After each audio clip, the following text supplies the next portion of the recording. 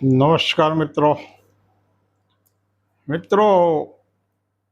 ભારતમાં સૌથી વધારે તરફેણ કરનારા અને વિરોધ કરનારા લોકોનું એક દુર્ભાગ્ય કહી શકાય એવો વિષય અનામત. આ પ્રશ્ન ઉપર અનેક પ્રકારના વાદ વિવાદ અને અનેક પ્રકારના કાવા દાવાઓ ભારતની સુપ્રીમ કોર્ટ અને ભારતની અનેક હાઈકોર્ટોમાં આજે પણ ચાલી રહ્યા છે. ભારતમાં એક જ એવો પ્રશ્ન છે કે એની ઉપર આટલો બધો વાદ વિવાદ થયો, એની ઉપર આટલી બધી ચર્ચા વિચારણાઓ થઈ, એના તરફેણમાં અને એના વિરોધમાં લખાવ્યું હોય. અને એ અનામતનો જે પાયો છે, અનામત ક્યાંથી કેમ પેદા થઈ? ભારતની અંદર જે પ્રકારની અનામત જે લોકોને આપવામાં આવી રહી છે, ભારતની અનુસૂચિત જાતિ, જનજાતિ અને અન્ય પછાત વર્ગોને તો અનામત આપવામાં આવતી હતી, પરંતુ હવે તો ભારતની 100% જનતાને અનામત તો મળે છે. અને છતાંય અનામતનો વિરોધ અને વાદ વિવાદ થઈ રહ્યો છે. આ પણ એક દુર્ભાગ્યપૂર્ણ બાબત છે. એટલે જે અનામતનો શરૂઆત થઈ એ ભારતની વર્ણ વ્યવસ્થા, જાતિ વ્યવસ્થા, અને એ વર્ણ વ્યવસ્થા અને જાતિ વ્યવસ્થાની અંદર રહેલી ઉચ્ચ નીચની ભાવના, સ્પર્શાપર્શની ભાવના, એટલે વર્ણ વ્યવસ્થા અને અસમાનતાની જે ભાવના છે, એ અસમાનતા એ અનામતનો પાયો છે. જો આ અનામતનો પાયો જ નષ્ટ કરવામાં આવે તો અનામત આપવાનો કોઈ સવાલ નથી રહેતો. એટલે ભારતની અંદર જે વર્ણ વ્યવસ્થા છે એ અસમાનતા છે, ને એ અસમાનતા પણ કેવી વિચિત્ર પ્રકારની અસમાનતા છે. એક જ વર્ણ, ભારતની એક જ વર્ણ બ્રાહ્મણોની અંદર 1860 જેટલા પેટા વિભાગો દરેક પોતાના ઉચ્ચતાના મિથમાં નાચા કરે છે. એ જ રીતે ક્ષત્રિય સમાજની અંદર ગરાસિયા, રજપૂત, નાડોદા, કારોડિયા, આવા બધા પાછા ઉચ્ચ નીચના વાળાઓ છે. વણિકની અંદર વળી પાછા વિશાન દશા અને અન્ય પછાત વર્ગોની જ્ઞાતિઓની અંદર 6743 કરતાં વધારે પેટા વિભાગો છે. આ માત્ર ને માત્ર આપણે હિન્દુની વાત કરી છે. આમાં તમે જેને મલેચ્છ માનો છો, તમે કહી રહ્યા છો એવા સમાજની વાત નથી કરતા. આપણે માત્ર કથિત સાચા ના કહી છે, કથિત હિન્દુઓની વાત કરી રહ્યા છે. અને આ બધું પાપ છે ને એ વર્ણ વ્યવસ્થાનું પાપ છે. એટલે તમારા પાપનું ફળ છે. આ શું છે? ઉચ્ચ નીચના જે ભાવ છે ને એ આ તમારા પાપનું ફળ છે. અને એ પાપના ફળ સ્વરૂપે ભારતની અંદર અસ્પૃશ્યતા, પણ એ પણ કેવી અસ્પૃશ્યતા? તમારા અસ્પૃશ્યતાના દંભ કેવા છે? ઘરમાં તમે કૂતરા બિલાડાને પાળો છો, આ બહુ સ્વાભાવિક છે.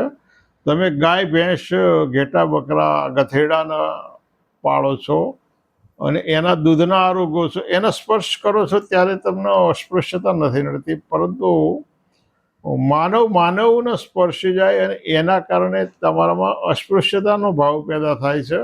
એટલે આ અસ્પૃશ્યતા પણ પછી બેવડા ધોરણવાળી છે. શારીરિક અસ્પૃશ્યતા છે. એટલે આ અસ્પૃશ્યતાનો એનું જે માપદંડ છે, એનું જે કાર્યક્ષેત્ર છે એ ત્યાં સીમિત નથી રહેતું. શારીરિક અસ્પૃશ્યતા વળી પછી આગળ વધીને પ્રગતિ કરી અને માનસિક સ્વરૂપે, એટલે તમને અમુક ચોક્કસ પ્રકારની વર્ણ, ચોક્કસ પ્રકારની જ્ઞાતિઓ પ્રત્યે માનસિક સુખ પેદા થઈ છે. અને આમાં પણ બેવડા ધોરણો છે. જ્યારે કોઈ પણ વર્ણ, કોઈ પણ જાતિની મહિલાની સાથે રેપ કરવાનો હોય ત્યારે અસમાનતા, ઉચ્ચ નીચ, અસ્પૃશ્યતા, આ બધા જ ધોરણો નાબૂદ કરી દે. અને આવું દુષ્કૃત્ય અશિક્ષિત હોય અથવા તો વ્યસની હોય એવા લોકો પોતાની જાતને ઉચ્ચ સ્થાને બિરાજેલો માનતા હોય, પોતે ઉચ્ચ વર્ણનો છે, પોતે ઉચ્ચ સંસ્કારોના દાવા કરતા હોય, પોતાના ઉચ્ચતાના દાવા કરતા હોય, પોતે ઉચ્ચ વર્ણ હોવાના દાવા કરતા હોય અને ધાર્મિક સ્થાનોની અંદર ઉચ્ચ સ્થાને બેઠેલા હોય એવા લોકો જ આ દુષ્કૃત્યની અંદર વધારે ઓતપ્રોત હોય છે, અને સાથે સાથે એમના આ દુરાચારને પાછા વ્યાજબી ઠેરવવા માટે એ ક્યારેક ધર્મનો અને ભગવાનનો આશરો લેતા હોય. એટલે આ બધા જ પાપ તમારા દુષ્કૃત્યોના પાપ છે, અને આ પાપના કારણે આ બધી અસમાનતા પેદા થઈ છે. ને એ અસમાનતાને તમે પશુ વ્યાજબી ઠેરવવા માટે એમ કહેવામાં ભાઈ શાસ્ત્રોની અંદર કહ્યું છે કે ભાઈ બ્રાહ્મણો મુખમાંથી, ક્ષત્રિયો બાહુમાંથી અને વૈશ્યો પેટમાંથી પેદા થયા.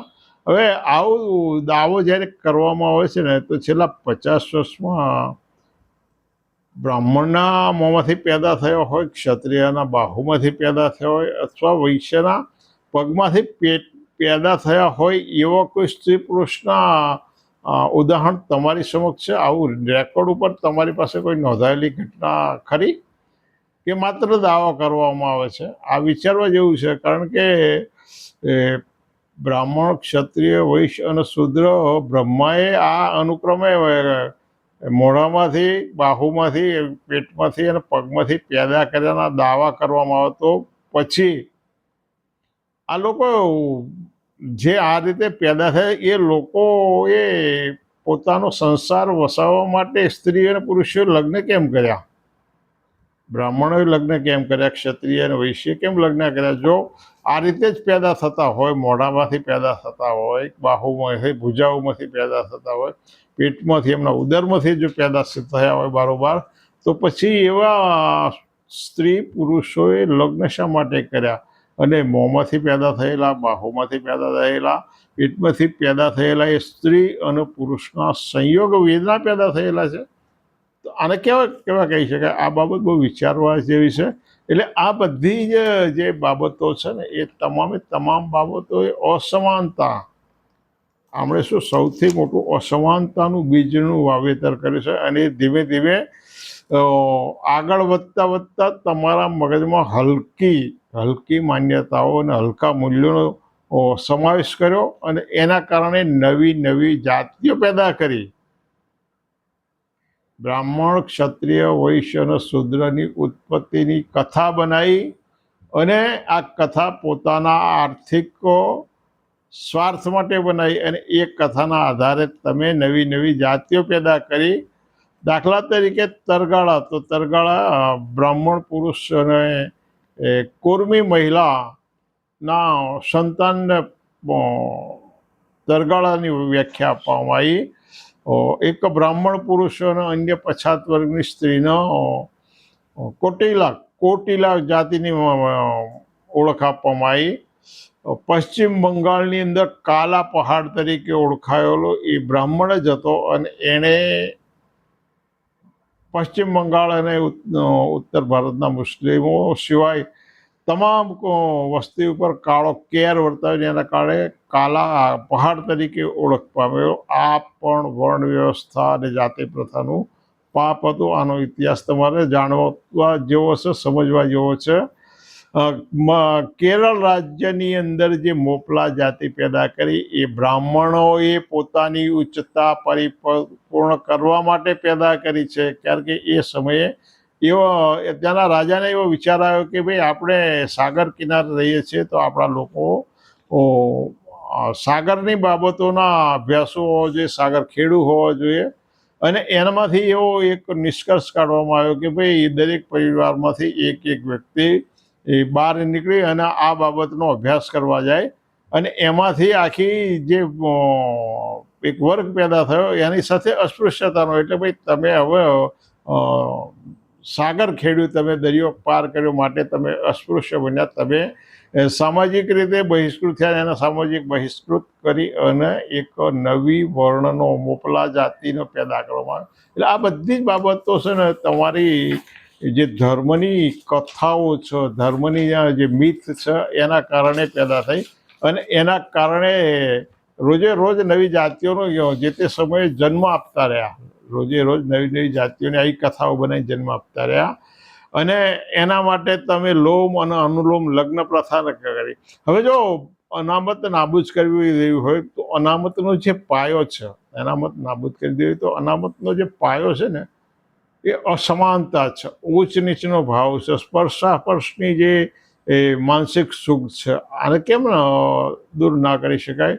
અને કયા ગીતાની અંદર, કઈ પુરાણોમાં, કયા વેદોમાં એવું ક્યાં લખ્યું છે કે ભાઈ હિન્દુઓના 16 સંસ્કારની વિધિ ક્ષત્રિય, વૈશ્ય અને શૂદ્ર ના કરી શકે એવું ગીતામાં લખ્યું છે? એવું રામાયણમાં, મહાભારતમાં, વેદોમાં આવું ક્યાંય કોઈ પુરાણોમાં એવું લખ્યું છે કે ભાઈ 16 સંસ્કારની વિધિ ક્ષત્રિય, વૈશ્ય અને શૂદ્રો ના કરી શકે, મલેચ્છ ના કરી શકે? આવું કોઈ આ ધર્મગ્રંથોમાં લખ્યું? આવું નથી લખ્યું. તો પછી શા માટે આ બધી વિધિઓ, આ કર્મકાંડનો ઇજારો માત્ર ને માત્ર બ્રાહ્મણોનો હોય? આ એક અસમાનતાનું સર્જન છે. આ બાબત પર અસમાનતાનું સર્જન છે. ભારતને મજબૂત બનાવવું હોય, સક્ષમ બનાવવું હોય તો આવી અસમાનતા નાબૂદ કરી દે. આવા કોઈ શાસ્ત્રોની અંદર એવું નથી લખ્યું કે મંદિરોની અંદર ચોરી કરવી અને વ્યભિચાર કરવો એ અમુક ચોક્કસ વર્ણના લોકો જ કરશે, આવું કોઈ પણ શાસ્ત્રમાં નથી લખ્યું. તો શા માટે અમુક ચોક્કસ વર્ગના હાથમાં જ આ બાબત છે? અને મંદિરોની અબજોની આવકનો ઇજારો લગભગ બ્રાહ્મણોના હાથમાં કેમ છે? મોટા ભાગના 90% કરતાં વધારે મંદિરોની આવક અને એની જ આવક અને એની સાથેના તમામ સારા નરસા વ્યવહારનો ઇજારો અમુક જ ચોક્કસ વર્ણના હાથમાં શા માટે? આ પણ અસમાનતા છે. એટલે આ બધી અસમાનતાઓ, લોમ અનુલોમ લગ્ન પ્રથા નાબૂદ કરી અને ભારતનો હિન્દુ, કોઈ પણ હિન્દુ મહિલા સાથે લગ્ન કરાય, આવી સમાનતા પ્રસ્થાપિત કરી દો એટલે અનામત આપોઆપ નાબૂદ કરી દેવાનો માર્ગ મોકળો થઈ છે. લોમ અનુલોમ લગ્ન પ્રથા એટલે તમે જે સવર્ણ શબ્દ વાપરો છો, સવર્ણ એટલે સવર્ણ શબ્દ ખોટો છે. સવર્ણ એટલે બ્રાહ્મણનો દીકરો બ્રાહ્મણ કન્યા સાથે, વૈશ્યનો દીકરો વૈશ્ય કન્યા અને ક્ષત્રિયનો દીકરો ક્ષત્રિય કન્યા, એટલે સવર્ણ પોતાની વર્ણ સાથે જ લગ્ન ગ્રંથિથી જોડાય એને સવર્ણ. સવર્ણ નહીં, આ સવર્ણ શબ્દ અપભ્રંશ થયેલો છે. આ પરિક્રિયા, આ પરંપરા રદ કરી અને હિન્દુનો દીકરો કોઈ પણ હિન્દુ કન્યા સાથે લગ્ન ગ્રંથિથી જોડાય એવી પરંપરા, એવા કાનૂન અને એવા ધારાધોરણો પ્રસ્થાપિત કરો, અસમાનતા નાબૂદ કરો, એટલે આપોઆપ ભારતની અંદર સમાનતા પ્રસ્થાપિત થશે અને આપોઆપ અનામત નાબૂદ થશે. અને છતાંય ક્યાં સુધી બ્રાહ્મણ, ક્ષત્રિય અને વૈશ્યને આપણે અન્યાય શા માટે કરવો જોઈએ? આ જે વર્ગ છે એ લોકોને શિક્ષણની, નોકરીની અને રાજકારણની અનામત, શિક્ષણની, નોકરીની અને રાજકારણની અનામત બ્રાહ્મણો, ક્ષત્રિય અને વૈશ્યને આપી દો અને ઓપન મેરિટમાં નો ચાન્સ. ફરી વખત રિપીટ કરું, શિક્ષણની, નોકરીની અને રાજકારણની 3 પ્રકારની અનામતો ભારતના બ્રાહ્મણો, ક્ષત્રિય, વૈશ્યને આપી દો, ઓપન મેરિટમાં નો ચાન્સ. આપોઆપ સમાનતા પ્રસ્થાપિત થશે. એટલે અનામતનો જે પાયો અસમાનતા છે એને નાબૂદ કરવો જરૂરી છે. તમને શું લાગે છે? તમે કેવું વિચારો છો? તમારા વિચારો જણાવશો તો ફરી વખત આપણે આ બાબતમાં વધુ ચર્ચા કરીશું. આવજો.